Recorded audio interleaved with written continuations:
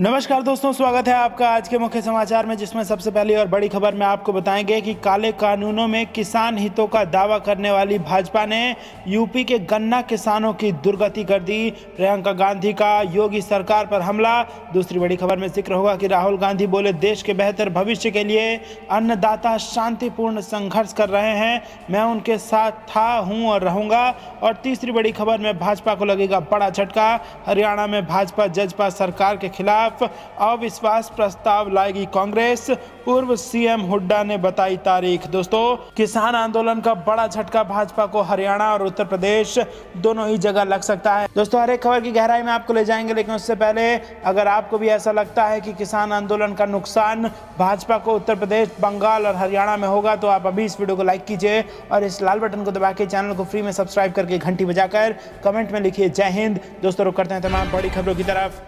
काले कानूनों में किसान हितों का दावा करने वाली बीजेपी ने यूपी के गन्ना किसानों की दुर्गति कर दी। प्रियंका गांधी। जी हां दोस्तों, किसानों के मुद्दे को लेकर कांग्रेस महासचिव प्रियंका गांधी ने बीजेपी सरकार पर एक बार फिर हमला बोला है। उन्होंने ट्वीट कर कहा कि काले कानूनों में किसान हितों का दावा करने वाली बीजेपी ने यूपी के गन्ना किसानों की दुर्गति कर दी है। वादा था 14 दिन में भुगतान का, लेकिन किसानों के गन्ने का 10,000 करोड़ भुगतान बकाया है। 2017 से गन्ना मूल्य में 0 वृद्धि हुई है और इस साल तो गन्ना पर्ची पर मूल्य ही नहीं है। नए कृषि कानूनों के खिलाफ किसानों को इकट्ठा करने के इरादे से किसान संगठनों ने सहारनपुर जिले में बुधवार 10 फरवरी को महापंचायत बुलाई गई थी। इस महापंचायत में कांग्रेस पार्टी की महासचिव प्रियंका गांधी भी शामिल हुई थी। उन्होंने पीएम मोदी पर हमला बोलते हुए कहा था कि पीएम मोदी ने चुनाव से पहले कहा था कि गन्ना का बकाया 15,000 करोड़ ब्याज के साथ मिलेगा, लेकिन अब तक कुछ नहीं मिला। उन्होंने अपने लिए 2 जहाज खरीदे जो 16,000 करोड़ के हैं, वो खरीदे और आपको गन्ने का बकाया नहीं मिला। प्रियंका गांधी ने कहा कि पीएम मोदी के 56 इंच के सीने में दिल पूंजीपतियों के लिए धड़कता है, इनका दिल किसानों के लिए नहीं धड़कता है।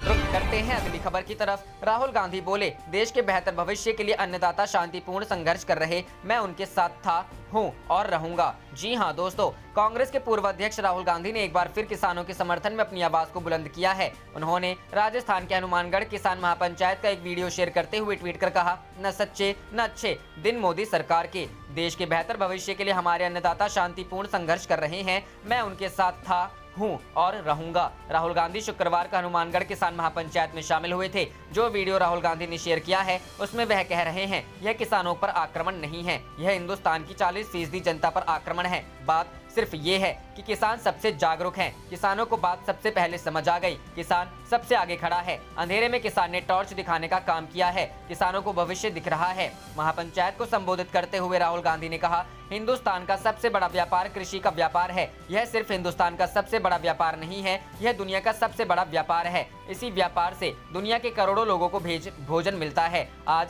इस व्यापार को कोई एक व्यक्ति नहीं चलाता है, इस व्यापार को देश की 40% जनता चलाती है। करोड़ों लोग इस व्यापार को चलाते हैं, इसमें किसान, मजदूर, छोटे व्यापारी समेत अन्य लोग शामिल हैं। आजादी के बाद से ही कांग्रेस पार्टी की यह कोशिश रही है, यह धंधा 40% लोगों के हाथों में यह धंधा रहे, किसी एक व्यक्ति के हाथ में ना चला जाए। राहुल गांधी ने आगे कहा, 3 कानून क्या है? पहला कानून कहता है कि कोई भी बड़ा व्यापारी देश में कहीं भी किसी भी किसान से कितना भी अनाज खरीद सकता है। अगर एक व्यक्ति पूरे देश का अनाज खरीदना चाहे तो खरीद सकता है, कोई सीमा नहीं है। अगर कोई भी व्यक्ति कितना भी अनाज खरीद सकता है तो मंडी की क्या जरूरत है? मंडी की कोई जरूरत नहीं है। तो पहला कानून जो है वो मंडी को मारने, मंडी को खत्म करने का है। दूसरा कानून कहता है कि कोई भी उद्योगपति कितनी भी सब्जी, कितने भी अनाज, मतलब एक व्यक्ति जो पूरे देश के अनाज को स्टोर कर सकता है, वो दाम को कंट्रोल कर पाएगा। आज अनाज मंडी में बिकता है, जमाखोरी कोई नहीं कर सकता है, क्योंकि यह कानून के खिलाफ है।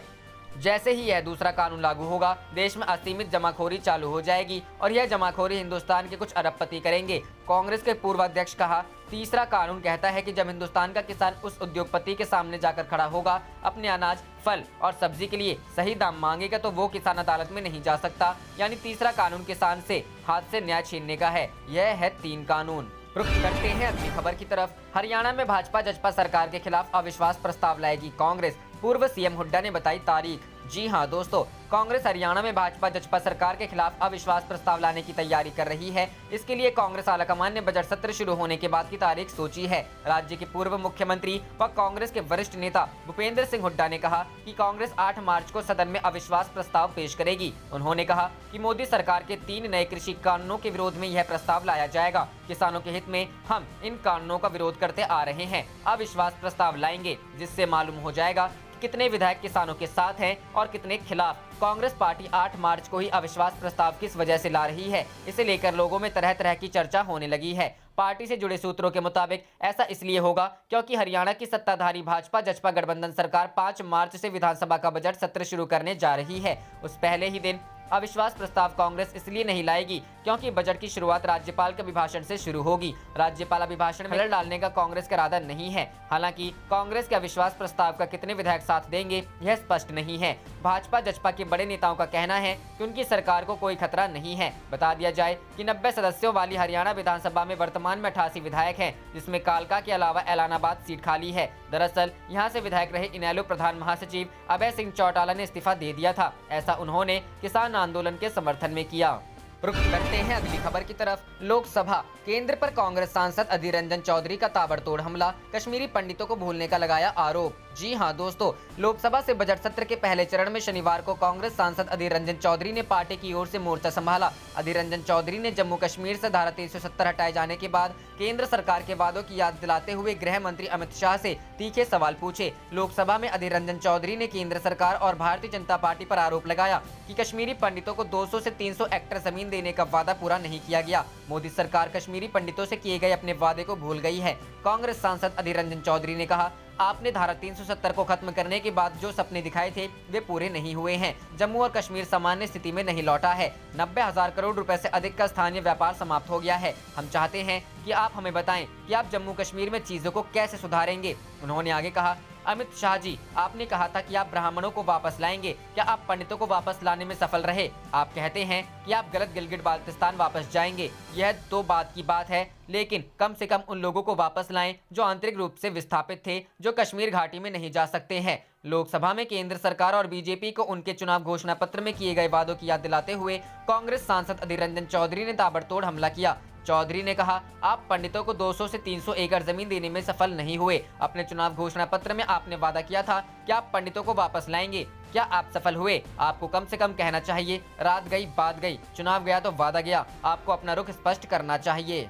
रुख करते हैं अगली खबर की तरफ। अजमेर में राहुल गांधी की ट्रैक्टर रैली की तैयारी पूरी, ट्रॉली पर बैठ करेंगे जनसभा। जी हां दोस्तों, कांग्रेस के पूर्व अध्यक्ष राहुल गांधी आज राजस्थान के अजमेर और नागौर जिले के दौरे पर हैं। अजमेर में राहुल गांधी ट्रैक्टर सभा कर रहे हैं। कांग्रेस पहली बार कृषि कानूनों के विरोध को लेकर हो रही सभाओं में प्रतीकों की राजनीति कर रही है। हनुमानगढ़ के पीलीबंगा और श्री गंगानगर के पदमपुर में खाट और मोड्डे पर बैठे कांग्रेस के नेताओं ने किसान को संबोधित किया। वहीं अजमेर के रूपनगर की किसान सभा में राहुल गांधी ट्रॉली के स्टेज पर बैठकर किसानों को संबोधित करेंगे। रूपनगर के मैदान में किसानों को ट्रैक्टर के साथ बुलाया गया है। ट्रैक्टर और उसकी ट्रॉलियों पर बैठकर किसान राहुल गांधी को सुनेंगे। राहुल गांधी के लिए भी ट्रैक्टर ट्रॉली पर ही मंच बनाया गया है और कांग्रेस के नेता भी ट्रॉली पर ही बैठेंगे। ट्रैक्टर रैली से पहले राहुल गांधी जाटों के लोक देवता माने जाने वाले तेजा जी के दर्शन के लिए जाएंगे।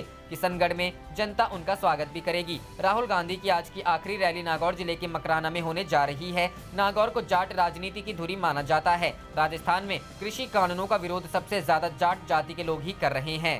रुख करते हैं अगली खबर की तरफ। राकेश टिकैत का बड़ा बयान, हल चलाने वाला हाथ नहीं जोड़ेगा। जी हां दोस्तों, किसान नेता राकेश टिकैत का ने गुरुवार को अलवर के दौरे पर हैं। इस दौरान टिकैत ने सभा को संबोधित करते हुए कहा, आपको अब रोने की जरूरत नहीं, पूरा देश आपके साथ है। हल चलाने वाला हाथ नहीं जोड़ेगा। हम ही किसान हैं, हम ही जवान हैं। अनाज तिजोरी में बंद नहीं होगा। राकेश टिकैत ने कहा कि भूख का व्यापार करने वाले लोग हैं, जितनी तेज भूख उतनी कीमत।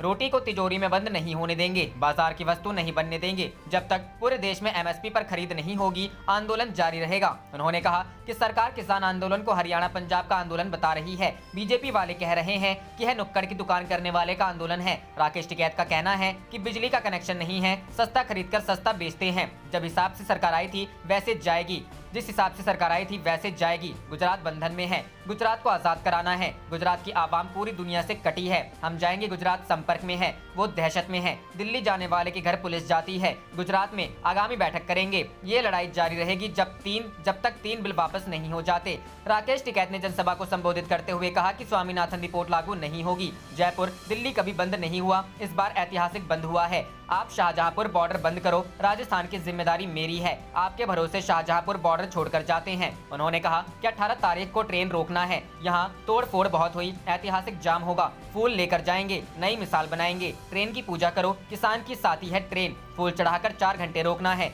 किसानों के संबोधित करते हुए राकेश टिकैत ने कहा कि अधिकारियों के सामने कहना है, हल चलाने वाला हाथ नहीं जोड़ेगा। आंदोलन में जाने वाले को 10 रोटी बनाकर देना। ये रोटी से चला है, रोटी से चलेगा। किसान क्रांति होगी। किसान नेता धर्मेंद्र मलिक ने कहा कि गुरुवार को उत्तर प्रदेश के मुरादाबाद जनपद में Bilari Rakesh Tikait Bahadurgarh bypass PDM college पर 1 बजे किसान महापंचायत को संबोधित करेंगे। रुक करते हैं अगली खबर की तरफ। बिहार में कोरोना जांच में घोटाले पर केंद्र सरकार सख्त, राज्य सरकार से रिपोर्ट मांगी। नीतीश बोले कोविड जांच तो बहुत बढ़िया हुआ है। जी हां दोस्तों, बिहार में कोरोना टेस्ट में घोटाला उजागर होने के बाद केंद्र सरकार भी हैरान हो गई है। केंद्रीय स्वास्थ्य मंत्री और स्वास्थ्य सचिव ने बिहार सरकार से जवाब मांगा है। उधर नीतीश कुमार ने कहा है कि बिहार में कोरोना जाँच बहुत बढ़िया तरीके से हुआ है, थोड़ी बहुत गड़बड़ी हुई होगी तो कार्रवाई होगी। केंद्र सरकार ने मांगा जवाब। दरअसल एक अंग्रेजी अखबार ने विस्तृत रिपोर्ट छापी है जिसमें बिहार में कोरोना जांच में बड़े पैमाने पर घोटाले को उजागर किया गया है। अंग्रेजी अखबार की रिपोर्ट के मुताबिक फर्जी नाम और मोबाइल नंबर का जिक्र कर कोरोना टेस्टिंग के आंकड़े गढ़ लिए गए। एक ही मोबाइल नंबर को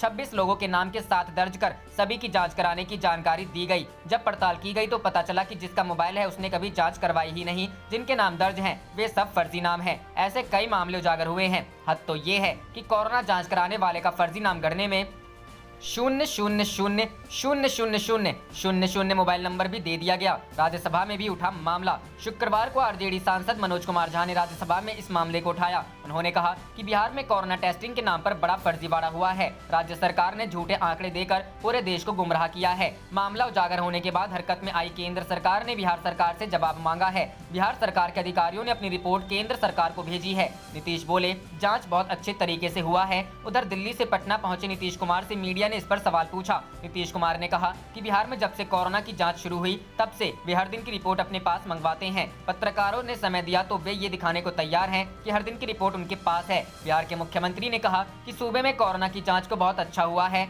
कुछ गड़बड़ी सामने आई है तो उन्होंने इसकी जाँच कराने को कहा है। जो भी दोषी होंगे उन पर कार्रवाई होगी, लेकिन बिहार में कोरोना में काम बहुत अच्छे तरीके से हुआ है। रुक करते हैं अगली खबर की तरफ। मोदी और योगी की राम मंदिर में कोई भूमिका नहीं, बहती गंगा में हाथ धोना चाहती है बीजेपी। निश्चलानंद। जी हां दोस्तों, गोवर्धन पीठाधीश्वर जगतगुरु शंकराचार्य स्वामी निश्चलानंद सरस्वती ने कहा कि भारतीय जनता पार्टी राम मंदिर निर्माण का राजनीतिक श्रेय लेना चाह रही है। शंकराचार्य ने माघ मेला के अपने शिविर में कहा केंद्र में भारतीय जनता पार्टी का शासन है, उन्हें विश्व हिंदू परिषद और राष्ट्रीय स्वयंसेवक का बल प्राप्त है। इस अवसर पर वह अयोध्या में श्री राम मंदिर निर्माण का श्रेय प्राप्त करना चाहते हैं। उन्होंने कहा प्रधानमंत्री नरेंद्र मोदी और उत्तर प्रदेश के मुख्यमंत्री योगी आदित्यनाथ की राम मंदिर को लेकर कोई भूमिका रही हो ऐसा तो नहीं है, लेकिन जब शासन तंत्र है तो बहती गंगा में हाथ धोने से कौन चूकेगा। स्वामी निश्चलानंद ने बताया कि तत्कालीन प्रधानमंत्री नरसिम्हा राव के समय 3 शंकराचार्यों और वैष्णवाचार्यों ने रामालय ट्रस्ट पर हस्ताक्षर कर दिए थे, लेकिन उन्होंने हस्ताक्षर करने से इनकार कर दिया था। मेरी उपेक्षा कर दी जाती तो मैं मुर्दाबाद करने वाला तो नहीं हूँ, सत्य को प्रकट करने वाला हूँ। यदि हस्ताक्षर कर दिया होता तो मंदिर और मस्जिद दोनों की योजना क्रियान्वित हो गई होती।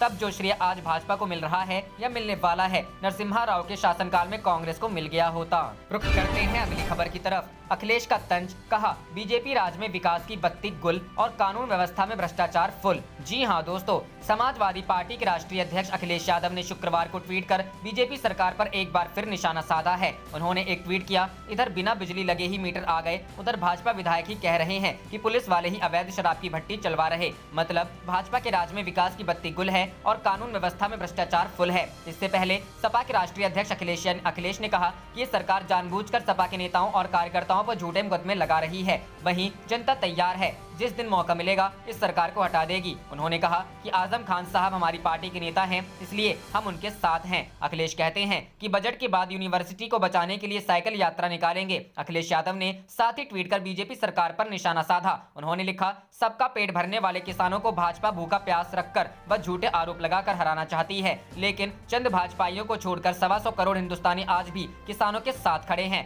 सपा किसानों के साथ है। रुख करते हैं अगली खबर की तरफ। सरकार चलाने में और मुंह चलाने में बड़ा अंतर है। कमलनाथ, पूर्व सीएम ने प्रदेश में कानून व्यवस्था पर उठाए सवाल। जी हां दोस्तों, पूर्व सीएम कमलनाथ ने ट्वीट कर बीजेपी के माफिया मुक्त अभियान को जुमला बताया है। अपने ट्वीट में पीसीसी चीफ कमलनाथ ने लिखा, मध्य प्रदेश में शिवराज सरकार का ये कैसा माफिया मुक्त अभियान। प्रदेश भर से हर दिन माफिया के आतंक की, गुंडागर्दी की, खुली गोलीबारी की, पुलिस कर्मियों पर हमले की घटनाएं सामने आ रही हैं। पूर्व सीएम कमलनाथ ने ट्वीट में लिखा कि माफिया हर दिन सरकार को खुली चुनौती दे रहे हैं, सारे नारे जुमले साबित हो रहे हैं। इसीलिए तो मैं कहता हूं कि सरकार चलाने में और मुंह चलाने में बड़ा अंतर है। करते हैं अगली खबर की तरफ। पैंगोंग झील पर चीन से करार पर बोले राहुल गांधी, डरपोक पीएम मोदी ने किया सैनिकों का अपमान। जी हां दोस्तों, केंद्र सरकार भले ही चीन से पैंगोंग लेक को लेकर हुए करार को भारत की जीत बता रही है, लेकिन कांग्रेस नेता राहुल गांधी ने सरकार पर तीखा हमला बोला है। राहुल गांधी ने कहा कि आखिर सरकार चीन की घुसपैठ के बारे में क्यों कुछ नहीं बोल रही है और हमें अपनी ही पवित्र जमीन से पीछे क्यों हटना पड़ा है। राहुल गांधी ने कहा कि इस करार में जीत हमारी नहीं बल्कि चीन की हुई और हमारी सेना पीछे हटी है। यही नहीं, उन्होंने पीएम मोदी को कायर बताते हुए कहा कि वह चीन के सामने खड़े होने से क्यों डर रहे हैं, वह हमारे सैनिकों के बलिदान का अपमान कर रहे हैं। राहुल गांधी ने कहा, कल रक्षा मंत्री ने पूर्वी लद्दाख को लेकर बयान दिया था, अब हमारे सैनिक पैंगोंग लेक में फिंगर 3 पर तैनात होंगे। इससे पहले हमारे सैनिक फिंगर 4 पर तैनात रहते थे और वह हमारी जमीन है। अब हम फिंगर 4 से आखिर फिंगर 3 पर क्यों आ गए हैं? आखिर पीएम नरेंद्र मोदी ने हमारे देश की जमीन चीन को क्यों दे दी है? राहुल गांधी ने पीएम नरेंद्र मोदी पर हमला बोलते हुए कहा कि उनकी जिम्मेदारी है कि देश की रक्षा की जाए, वह इस काम को कैसे करते हैं यह उनकी चिंता है, मेरी नहीं है, लेकिन देश की सुरक्षा सुनिश्चित की जानी चाहिए। डिफेंस मिनिस्टर राजनाथ सिंह के संसद में दिए बयानों पर टिप्पणी करते हुए राहुल गांधी ने कहा कि उन्होंने रणनीतिक लिहाज से बेहद अहम देपसांग इलाके के बारे में कोई बात नहीं कही है। उन्होंने कहा कि इस इलाके में चीन ने घुसपैठ की थी और इसके बारे में सरकार की ओर से कोई बात नहीं की गई। रुख करते हैं अगली खबर की तरफ। एलआईसी पर राहुल गांधी के सुलगते सवालों से मोदी सरकार में बड़ी बेचैनी, जवाब देने की बजाय निशाना साधने में जुटे मंत्री। जी हां दोस्तों, केंद्रीय रक्षा मंत्री राजनाथ सिंह ने गुरुवार को पूर्वी लद्दाख की मौजूदा स्थिति पर संसद में बयान दिया। रक्षा मंत्री द्वारा संसद में दिए गए पर कांग्रेस के पूर्व अध्यक्ष राहुल गांधी ने आज प्रेस कॉन्फ्रेंस कर मोदी सरकार से कई सुलगते सवाल पूछे। उन्होंने कहा कि प्रधानमंत्री नरेंद्र मोदी और रक्षा मंत्री इन सवालों को जवाब दें। राहुल गांधी द्वारा पूछे गए सवालों से मोदी सरकार और उसके मंत्रियों में बेचैनी बढ़ गई है। आलम यह है कि मोदी के मंत्री राहुल गांधी द्वारा पूछे गए महत्वपूर्ण सवालों के जवाब देने की बजाय अपनी सरकार का बचाव करते दिखे और राहुल गांधी पर निशाना साधते नजर आए। भारत चीन डिसएंगेजमेंट पर दिए गए राहुल गांधी के बयान पर केंद्रीय मंत्री आरके सिंह ने कहा कि हमारी सरकार ने आसपास के देशों को जता दिया है कि अगर आप भारत पर वार करेंगे तो भारत भी वार करेगा। उन्होंने राहुल गांधी ना समझते हुए ना ही समझने का प्रयास करते हैं, उनमें गंभीरता नहीं है, यह अपरिपक्व बयान है। आरके सिंह ने राहुल गांधी द्वारा पूछे गए सवालों का जवाब नहीं दिया। उन्होंने नहीं बताया आखिर उनकी सरकार ने भारतीय क्षेत्र को चीन को क्यों दिया, क्यों सेना को कैलाश रेंज से पीछे हटने को कहा गया, देपसांग प्लेन्स में चीन वापस क्यों नहीं गया। यह राहुल गांधी द्वारा पूछे गए वह सवाल थे जिन पर केंद्रीय मंत्री आरके सिंह ने कोई जवाब नहीं दिया। रुख करते हैं अगली खबर की तरफ। देश भर में आंदोलन फैलाने की तैयारी, अलग अलग राज्यों में किसान महापंचायत का ये है प्लान। जी हां दोस्तों, कृषि कानून के खिलाफ आंदोलन कर रहे किसानों ने अब अपनी लड़ाई को और भी व्यापक करने का फैसला लिया है। दिल्ली की सीमाओं पर पहले ही करीब 80 दिनों से आंदोलनकर्ता सड़क पर बैठे हैं, लेकिन अब देश के अलग अलग हिस्सों में किसान महापंचायत का आयोजन किया जाएगा। किसान संगठनों के संयुक्त किसान मोर्चा ने गुरुवार को इस बात का ऐलान किया है। संयुक्त किसान मोर्चा ने एक बार फिर साफ किया कि जब तक तीनों कृषि कानून वापस नहीं होंगे वो लोग अपने आंदोलन को खत्म नहीं करेंगे। साथ ही एमएसपी पर कानून भी बनना चाहिए। कब और कहां करेंगे किसान महापंचायत? संयुक्त किसान मोर्चा की कोशिश है कि अब राज्यवार तरीके से किसान महापंचायत का आयोजन किया जाए ताकि हर राज्य के लोग इस आंदोलन से जुड़ सके और उनकी बात पहुंच सके। किसान नेता दर्शन पाल के मुताबिक उत्तर प्रदेश के मुरादाबाद में 12 फरवरी, हरियाणा के बहादुरगढ़ में 13 फरवरी, राजस्थान के श्री गंगानगर में 18 फरवरी, राजस्थान के ही हनुमानगढ़ में 19 फरवरी और सीकर में 23 फरवरी को महापंचायत का आयोजन किया जाएगा। अलग अलग राज्यों में किसान महापंचायत करने का ये ऐलान तब हुआ है जब हाल ही में किसान नेताओं ने एक बार फिर 18 फरवरी को रेल रोको अभियान की बात कही है। गौरतलब है कि इससे पहले भी पश्चिमी उत्तर प्रदेश और हरियाणा के कई शहरों में किसान महापंचायत का आयोजन किया गया है। किसान संगठनों का दावा है कि सरकार की ओर से आंदोलन को तोड़ने की कोशिशें की जा रही हैं। टिकरी बॉर्डर पर हरियाणा सरकार द्वारा सीसीटीवी कैमरे भी लगाने की बात कही है। किसान संगठनों ने कहा है कि अब वो अपनी ओर से ही अलग अलग प्रदर्शन स्थलों पर इंटरनेट की सुविधा का प्रबंध कर रहे हैं। गौरतलब है कि कृषि कानूनों के खिलाफ सड़क से संसद तक संग्राम हो रहा है। किसानों का आंदोलन करीब 80 दिनों से जारी है, तो वहीं बजट सत्र में संसद में भी बवाल हो रहा है। पहले प्रधानमंत्री नरेंद्र मोदी ने संसद के दोनों सदनों में अपने संबोधन में कृषि कानून के फायदे बताए, साथ ही विपक्ष पर किसानों को गुमराह करने का आरोप लगा दिया। तो गुरुवार को कांग्रेस सांसद राहुल गांधी ने सरकार द्वारा लाए गए कृषि कानूनों के नुकसान गिना दिए। रुक करते हैं अगली खबर की तरफ। चुनाव से पहले ममता ने फिर उठाए सवाल, कहा ईवीएम हैक किया जा सकता है, वोटों के साथ पर्ची निकले। जी हां दोस्तों, बंगाल विधानसभा चुनाव की तारीखों का ऐलान से पहले मुख्यमंत्री ममता बनर्जी ने ईवीएम पर सवाल खड़ा कर दिया है और चुनाव आयोग से कहा है कि वह सबकी सुने। एक न्यूज चैनल के कार्यक्रम में ममता ने अपील की कि चुनाव आयोग सबकी सुने, केंद्र सरकार के बहकावे में न आए। ममता ने चुनाव से पहले ही ईवीएम पर सवाल खड़ा करते हुए कहा कि ईवीएम पर कई लोगों ने सवाल उठाया है, कई वरिष्ठ सेवानिवृत्त अधिकारियों ने चिट्ठी लिखकर सवाल किए थे। ममता ने कहा कि ईवीएम हैक किया जा सकता है, यह सभी जानते हैं, अंतर्राष्ट्रीय स्तर पर भी इसकी चर्चा है। सभी जानते हैं ईवीएम में जो वीवीपैट लगा होता है उसमें पर्ची निकलती है। हर वोट पर यह पर्ची नहीं निकलती, हर वोट पर पर्ची निकलनी चाहिए। लोगों को पता होना चाहिए कि उन्होंने किसे वोट दिया है। पर्ची में जिस पार्टी को वोट दिया उसके चुनाव का निशान दिखना चाहिए। हमारी भी यही मांग है, हम इसके लिए चुनाव आयोग को चिट्ठी लिख रहे हैं, हम उनसे यह मांग करेंगे। ममता ने पहले भी ईवीएम को लेकर सवाल खड़े कर चुकी हैं। इससे पहले भी उन्होंने कहा था कि हमें ईवीएम नहीं चाहिए, हम बैलेट पेपर से मतदान चाहते हैं। उन्होंने लोकतंत्र बचाने के लिए बैलेट पेपर को वापस लाने की मांग की थी। जिस वक्त ममता बनर्जी ने ईवीएम के खिलाफ प्रदर्शन शुरू किया था तो उस वक्त ही कहा था हम ईवीएम के खिलाफ इस आंदोलन को घर घर लेकर जाएंगे। उन्होंने अमेरिका का उदाहरण देते हुए कहा था कि वहां क्यों बैलेट पेपर पर लौटा। ईवीएम मात्र 2% वेरीफाइड है, 98% नहीं है। आप देख रहे थे आपका अपना चैनल जय हिंद जय भारत।